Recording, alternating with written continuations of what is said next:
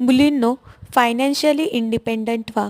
जेव्हा तुम्ही financial independent व्हाल, तेव्हाच तुम्ही मेंटलीही इंडिपेंडंट होऊ शकणार आणि मेंटली स्टेबल होऊ शकणार.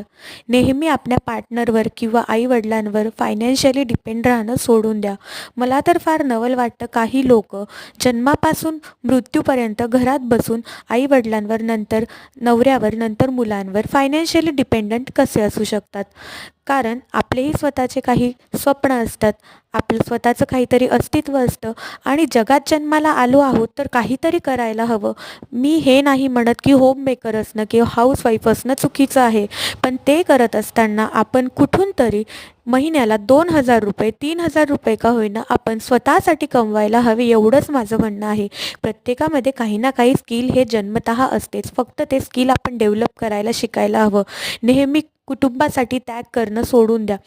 त्याग हा मुलीला देवाने जन्मापासून दिलेलं एक वरदानच आहे, पण स्वतःसाठीही जगायला शिका.